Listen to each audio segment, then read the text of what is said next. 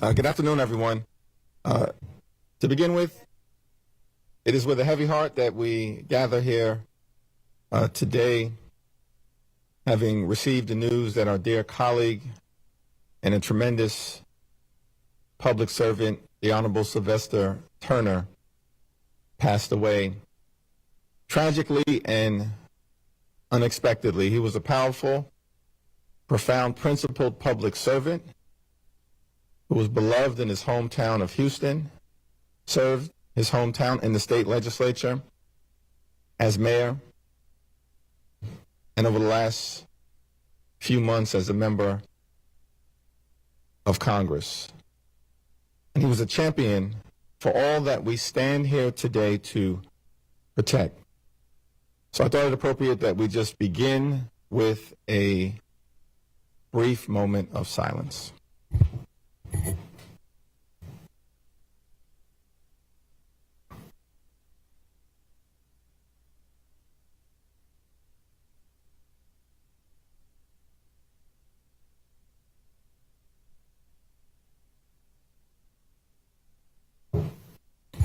Thank you. Last night, Donald Trump delivered one of the most divisive speeches made by a president in American history. Republicans aren't trying to bring the country together. They are tearing us apart. Republicans aren't trying to move America forward. They want to turn back the clock. Republicans aren't interested in improving the economy or making life better for everyday Americans. They want to enact the largest cut to Medicaid in American history and are hurting our veterans. Far-right extremists are desperately trying to jam their reckless budget down the throats of the American people. They want us to step back. House Democrats will continue to fight back. We're going to fight back in the Congress, in the courts, in the community, in urban America, in rural America, suburban America, small town America, the heartland of America. We're going to push back aggressively against Donald Trump, his administration, and the extreme MAGA Republican agenda until we can end this national nightmare and bring the American dream to life for every single person in this country. That's our North Star, and it will continue to be our focus. And we must always stand up for our veterans, those who have worn the uniform to protect and serve our great country. They've been there for us, sacrificed for us, shown courage and extraordinary bravery for us. We should always stand with them. Thousands of veterans across the country have been hurt by the extreme actions of Donald Trump, the Trump administration, Elon Musk, and MAGA Republicans. That's unacceptable. It's unconscionable. It's un-American. And there are several veterans here today to tell their stories to the American people about what is happening and the fact that veterans all across this great country are being harmed. Our promise to veterans in this country is that we will always stand with you. We will love and cherish you, and we will fight to make sure that every single veteran in this country is treated with the dignity and respect that you deserve.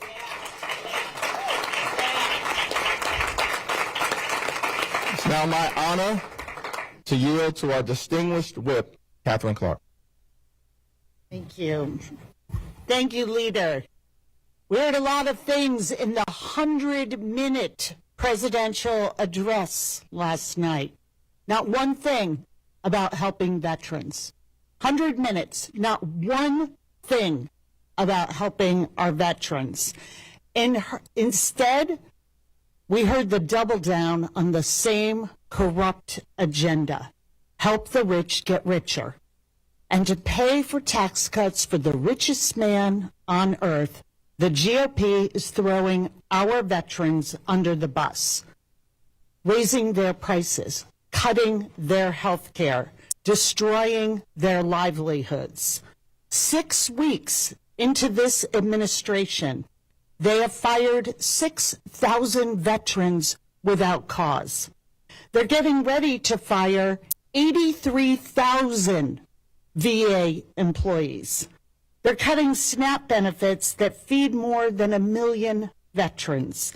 The Medicaid coverage is being cut that covers 3 million military families, and Social Security checks that support nearly 8 million veterans.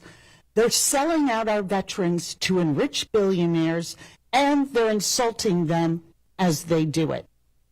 Before the speech last night, one of Trump's top advisors was asked specifically about all the veterans they had fired. She said, quote, "They're not fit to have a job." There is nobody more fit than a patriot who has voluntarily put on a uniform, who has exposed themselves to injury, to death, to illness, who has chosen to make those sacrifices to defend us, to defend our country, our democracy. Democrats are here to say in unison, we will not allow our veterans to be defined as government waste.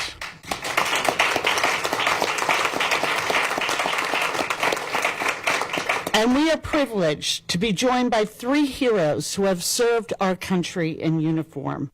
3 patriots who are watching the Republican Party and the President of the United States turn their backs on them.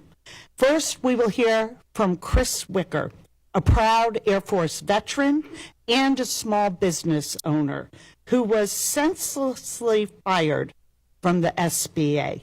Chris? Where's Chris? There he is. Chris, thank you for joining us. Thank you, ma'am. Hello, everyone. My name is Chris Wicker. I am an Air Force veteran, a former small business owner. I am from Minnesota, a constituent of Congresswoman Ilhan Omar. And in July of 2024, I landed the job of a lifetime for me. I was the Deputy Director for the Minnesota District Office of the U.S. Small Business Administration. Now, I joined the Air Force straight out of high school, where I spent 6 years on active duty as an intelligence analyst. I spent almost 10 years in national security, and in a tent in Kabul, Afghanistan, I used the SBA's resources to write a business plan for a cleaning company to start a different life. The SBA helped me get my cleaning business off the ground. My dream was to one day help people start and run their own business, and I have been very passionate about this work. So, for the better part of 8 months, I have supported others at the agency that helped me when I came home from Afghanistan. I know what it's like to be a veteran, feeling like there aren't a lot of options in the world for us. I became a resource to help those people until last month, when I received an email saying that I was fired because of my performance. That is a lie. My termination was not based on performance, and I am now one of tens of thousands of federal workers wrongly terminated. I am here to speak up on behalf of all federal workers who are being treated like garbage and who are feeling scapegoated, rightfully so. I am here to speak up for the people who lost their jobs wrapped up in a lie that their performance was inadequate. These are the folks that put life into our cities, and they make it worth living in them, cities like Minneapolis, every single day. These people, my people, walk past the American flag and pledge allegiance to it every day as they serve their communities. They are good Americans, and I am a veteran. I know what a loyal patriot looks like. And every single one of those people deserves the gratitude of a thankful nation and not the demonization and criticism that they have been getting. This is unacceptable, and it must end.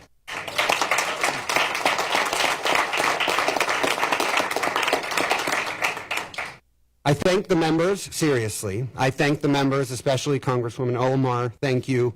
All of the advocates who have gathered here today and to help me push back. We will not stop elevating the stories of those who have been impacted. Thank you.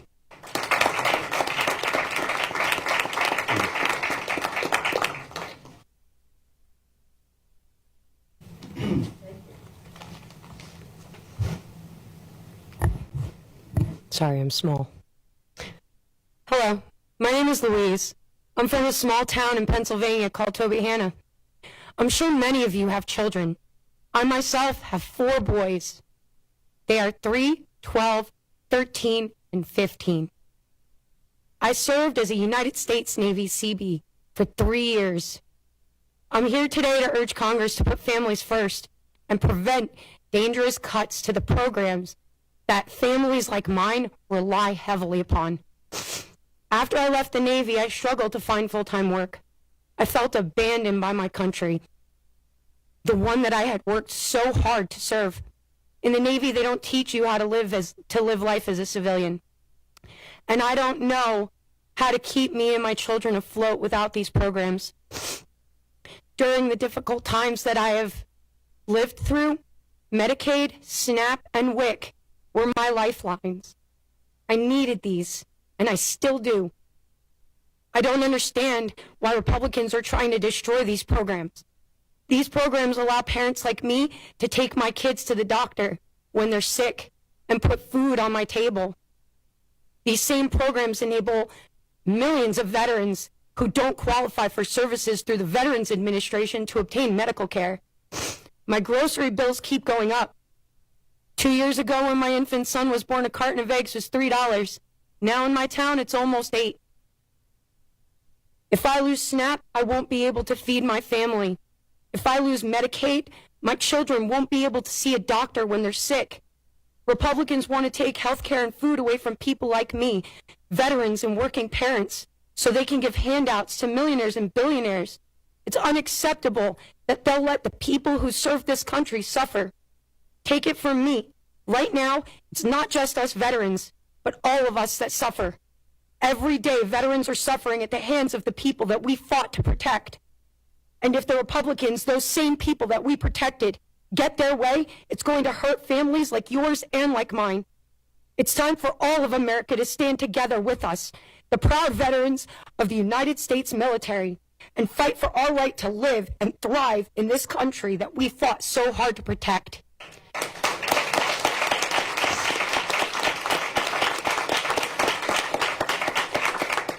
With that in mind, I'd like to introduce my fellow brother in arms, Eric Rodriguez. Thank you. Thank you. A little emotional for me.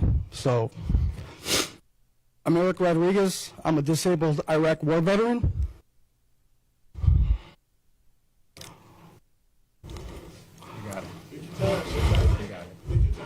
A VA worker, a proud SEIU union steward representing Illinois. I proudly serve my country, and now I proudly serve my fellow veterans. But right now, the Trump administration is trying to cut the VA, frontline workers, and let billionaires steal our health care. Veterans, we're under attack. Last week, 1,400 workers got fired illegally. 22 of them were my colleagues at Hines VA Hospital. Some of them didn't even get a real notice. All they got was this, an email with X's where the date should be and no name.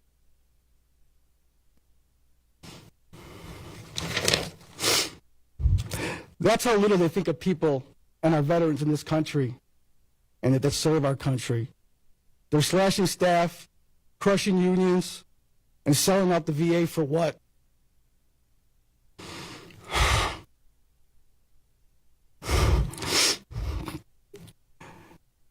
So billionaires can make more money while veterans sit on wait lists. Worse, They'll get no treatment. Our president was asleep while Musk was at the wheel. Do you know what happens to a serviceman when they fall asleep when they're on duty? Veterans don't trust him. He's not one of us. We're not about to sit back and take the SEIU. We're fighting back. We're organizing and we're taking action.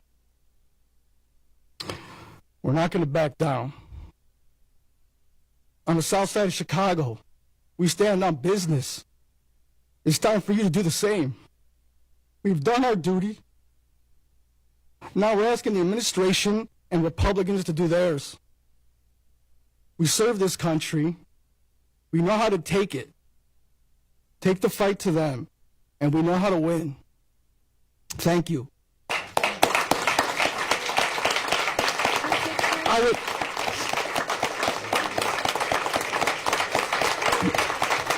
Thank you.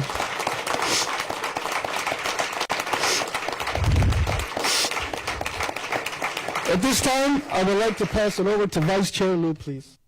Thank you. Thank you. Thank you. Good afternoon. Thank you to Leader Jeffries for his leadership. I want to recognize some of the members on this stage. We're joined today by the ranking member of our Veterans Committee, Mark Peccano, as well as Democrats who are veterans, Bobby Scott, Salud Carvajal. Salud Carvajal. Yeah. He's a Marine, so I have to do it twice. And Mike Thompson. All right. So last night, Donald Trump lied to you. He promised a golden age, and the facts show we're entering a Trump slump. Inflation has increased. Consumer sentiment is down. The Federal Reserve Bank of Atlanta has now projected that our economy is going to contract. It's literally going to get smaller this quarter. And the chaotic actions of the Trump administration, enabled by House Republicans, are not harming our country, they're also harming our veterans. 1 in 4 federal employees are veterans. So when the Trump administration indiscriminately, in many cases brazenly, illegally fires federal employees, that has a disproportionate effect on our nation's veterans. No wonder, as Whip Clark mentioned, nowhere did Donald Trump mention veterans issues last night. House Republicans are also harming our nation's veterans. The radical budget that they just passed with $880 billion of cuts to Medicaid harms our veterans because 1 in 10 of our veterans get coverage through Medicaid. And I want to thank today our veterans, Chris, Louise, and Eric, for sharing their powerful stories. And I'm going to conclude on this story. I met Eileen, a veteran, yesterday. She served in the U.S. Air Force. She then went to work at FEMA in Alabama, the same state where I started my active duty training in the Air Force. She was one of the first volunteers to go to Hurricane Helene. She has 2 kids, ages 4 and 10. And on President's Day, she got an email similar to what Eric got that said she was fired. No notice, no severance pay. She couldn't even go back to her office. A few days later, she had to walk into the middle of a field in the snow and her supervisor to come out and give her office items in a box. That is not how we should treat our nation's veterans. It's not how we should treat our federal employees, and it's not how we should treat any American. The actions of the Trump administration are shameful, immoral, and they are completely hurtful to veterans. That's why, under leadership of Hakeem Jeffries and all the Democratic members here in this room, we are fighting back and we will prevail. It's now my honor to introduce our amazing caucus chair, Pete Aguilar. I want to thank Ted Lieu, Vice Chair of the Democratic Caucus, for his service to the country wearing a uniform or here in the halls of Congress. House Democrats are focused on the American people who are being harmed by this Republican budget, which slashes Medicaid to help pay for tax cuts for billionaires that hurts the VA healthcare system. An Air Force veteran who continued his life in public service as a deputy director of the SBA, that gets caught up in the chaos and the dysfunction of Elon Musk's crusade to line his pockets with even more taxpayer dollars. Thank you so much, Chris, for sharing your story. A Navy veteran and mother of 4 who relies on SNAP and Medicaid to put food on her table and to keep her children healthy, who Republican Rob Bresnahan of Pennsylvania's 8th Congressional District betrayed by voting to take away her health care. Thank you, Louise. And to Eric, an Army veteran and a frontline worker at the VA hospital, we want to tell you, we will not get distracted by the lies that you heard last night. We are going to keep the focus on where it deserves and to focus on what the president does, not what he says. These stories are happening all over the country, and sadly, it's only going to get worse. It didn't have to be this way, but Trump and House Republicans refuse to prioritize the needs of everyday Americans. The American people were told that this version of the president would be different. We were told that this version of the president would bring down prices on day one. Instead, prices are going up. The economy is in a free fall, and Trump's reckless tariffs are going to make it worse. Their only focus is on passing massive tax giveaways for corporations and billionaires. We were told that this version of President Trump could be trusted to lead our country at a perilous time in our history. We were lied to, and we will hold accountable the people who perpetrated this lie on our constituents and the American people. Thank you so much for being here.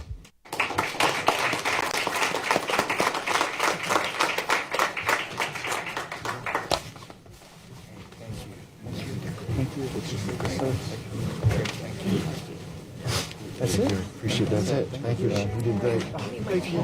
Thank you. Thank you.